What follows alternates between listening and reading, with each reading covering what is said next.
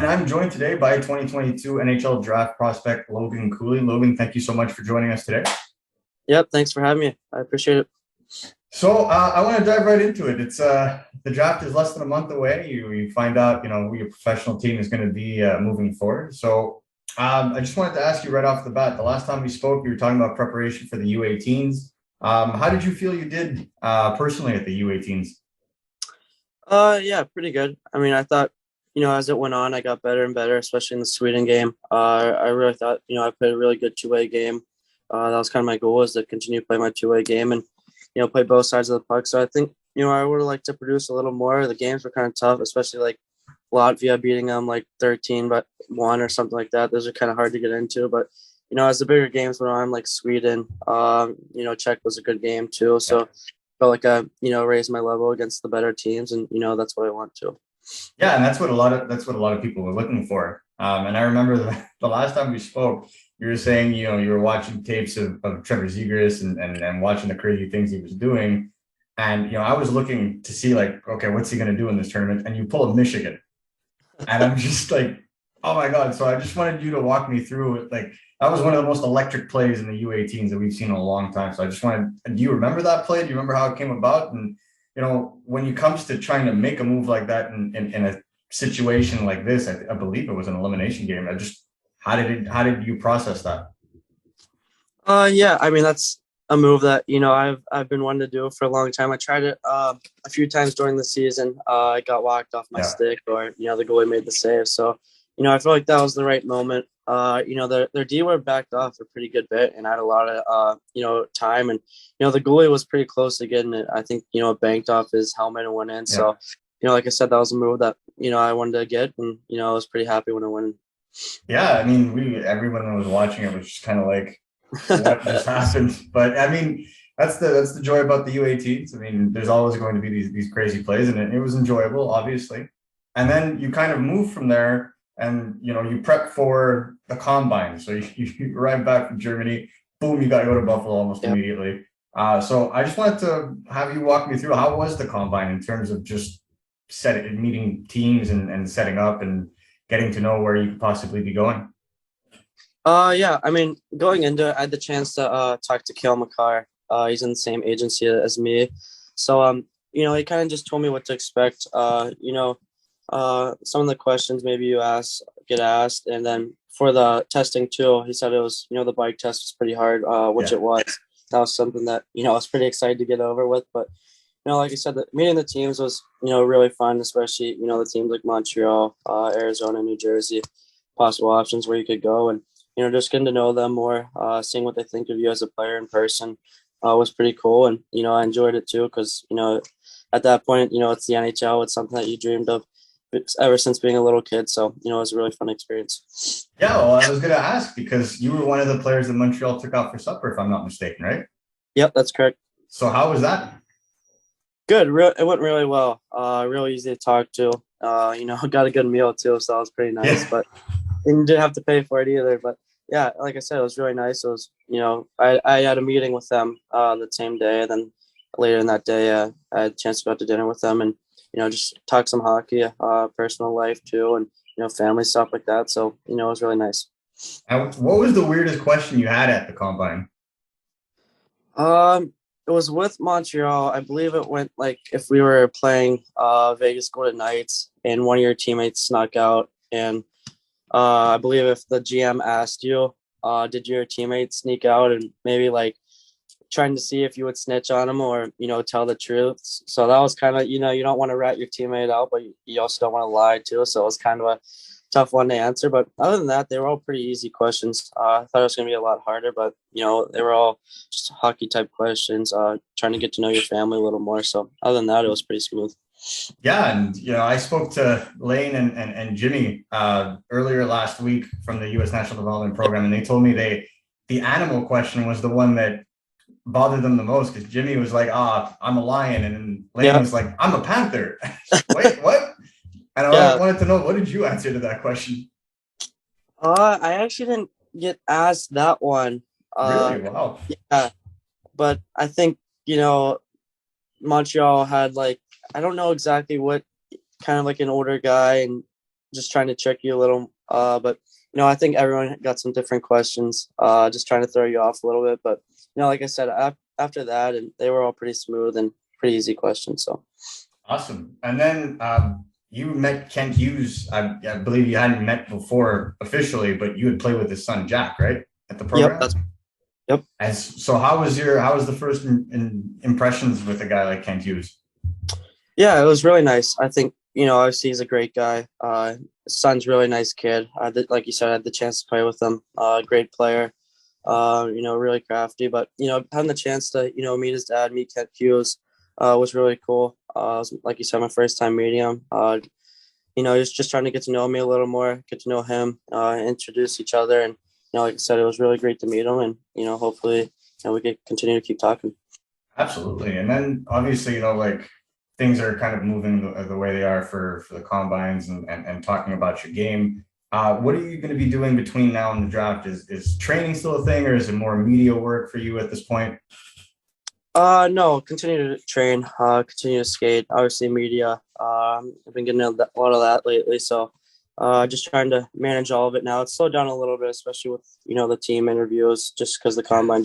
So that's pretty nice to have that slow down a little bit. But after the draft, then you got development camp, and then gearing up for World Juniors. So it's gonna pick up again and get really busy. Then like I said, go to Minnesota the 29th too for school. So it's gonna be one thing after another. So I'm just trying to enjoy these last few weeks of being off, and then get back in the swing of things. So, but it's pretty fun too. Yeah, that's what I was talking about. A lot of this is going to be like run and gun for a lot of prospects, especially the ones that are draft eligible. Because why would you turn down an opportunity to go play at the World Juniors? That's going to be in August this year, and you're probably going to be pulling double duty, right? Because you're going to be doing August and then December again. So things are going to be pretty wild. So that's where I wanted to kind of shift over and talk more about your game, as it kind of has developed. So I had the opportunity before he left to talk to Coach Nightingale about your game, and he spoke about the improvement that you had made, two-way game and really playing a mature style. And then we kind of talked about, like what you have left to improve to really be as effective and dynamic at the NHL level. And he said, I always tell Logan to get in tight, to play in the danger areas and get closer to the high danger spots. And we saw a lot of that, in pockets at the U18s. It's what allowed you to get a lot of those highlight reel assists as well. And so I just wanted to ask you, how have you gone about kind of adding that aspect to your game? Yeah, for sure. That's something that, I had the chance to talk to him a little bit, continue to take one thing that, I want to work on. And, I think I need to do, especially to the NHL level, is, take the puck to the net. Like you said, get into the inside a little more. It's something that, I've always, like I said, wanted to continue to do. You can't stay on the outside either, like perimeter. So, you need to attack the middle. That's where the dangerous chances are.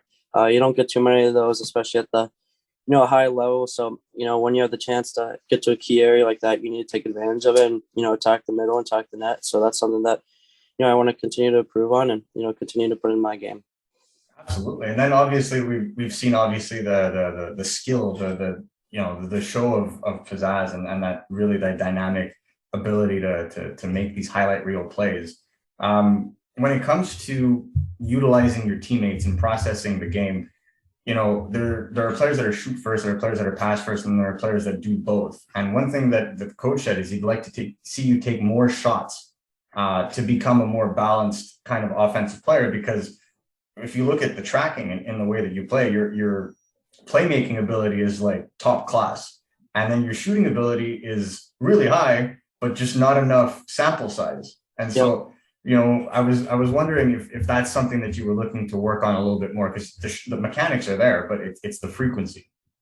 For sure. And, that's something that, again, I'm continuing to work on my shot. I feel like that's something that, I need to get a little better, especially to, make the jump to the NHL and to be more of a shooting threat and, more of a goal scorer. That's my goal. And, like you said, be balanced, because, I'm pretty good at my playmaking right now and continue to work on that too, because, you can never be so good at one thing. You can always get better. So those are, something that I'm going to continue to work on. Like you said, my shot, I want to be more of a goal scorer. I want to shoot more, because then you make cause habit in front of the net too, by just throwing pucks to the net. So I think, like you said, continue to be more of a scoring threat and use my shot a little more. And I think that will, help me in the long run.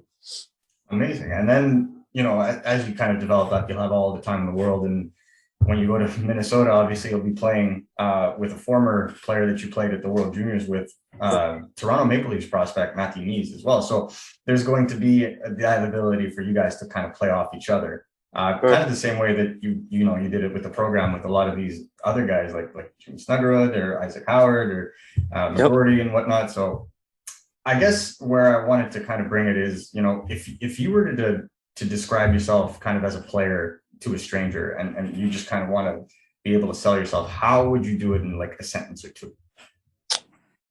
Yeah, I mean, I'd say I'm a two-way player that plays both sides of the puck, very dynamic and, really shifty, that, likes to take defenders wide too and use my speed. So those are, like I said, some of the things that, I like to, continue to put in my game and, continue to use my two-way game. Absolutely. And then, one of the things that we've been talking about is kind of the growth of hockey in the Pennsylvania region, specifically in the Pittsburgh area, which you're from. I was just going to ask, did you grow up a Pens fan by chance? I've been getting this question a lot. Big Caps fan, actually. So. Oh wow, the enemy. So not as bad as the Flyers, but still the enemy. Yeah, yeah, but I love the way Ovi played, the way he competed, scored goals, and would celebrate his goals. So that's something that I really liked, and I continue to follow him along, and then turned into a huge Caps fan. But I haven't watched them this year too much.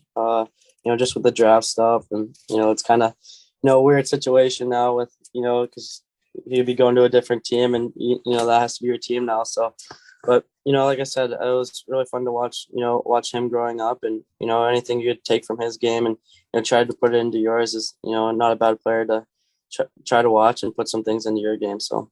And are there any players in the NHL that you just, obviously when you get to the show and the time that it takes, are there any players that you can kind of see one day playing yourself against and you'd be motivated to play against?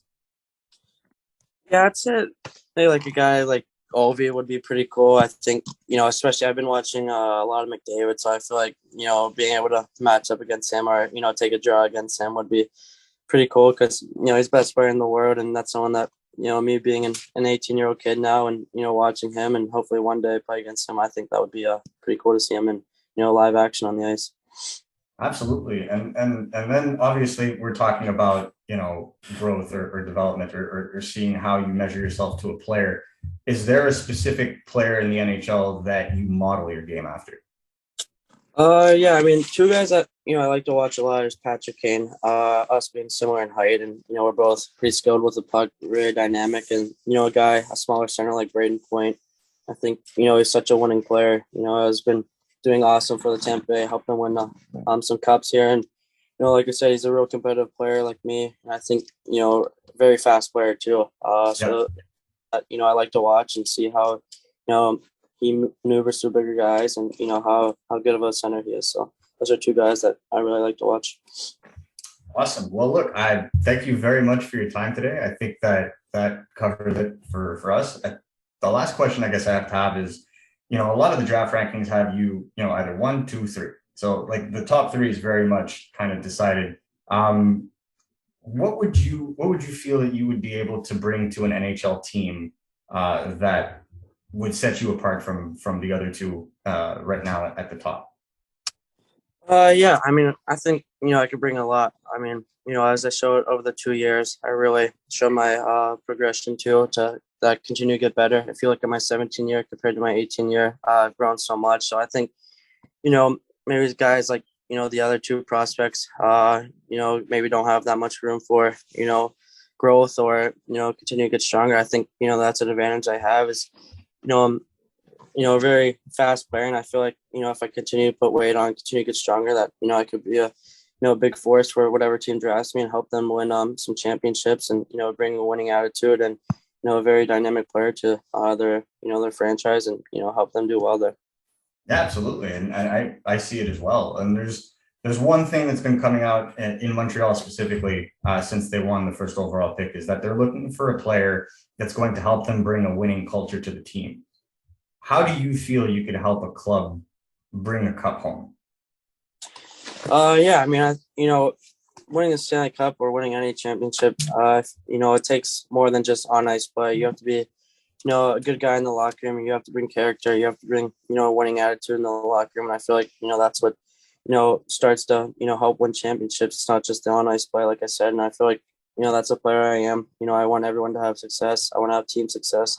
The NHL is a business, and, it's all about winning. So I think, in the locker room, like I said, it's really important. Then on the on ice too, I feel like, I could score, I can make plays. I could play a strong two-way game, I could back check. So I think, putting those all together, I feel like that's a good player, and a player that could help them win championships. Amazing. Well, look, thank you so much for your time today, Logan. I know it's been a day, so I'm going to let you go, but I want to thank you very much for your time, and I wish to hear your name as early as possible on July 7th at the draft. Yeah, thanks so much for having me. I appreciate it. It's great talking to you. Pleasure, man. Have a good one. Yeah, you too. Thank you.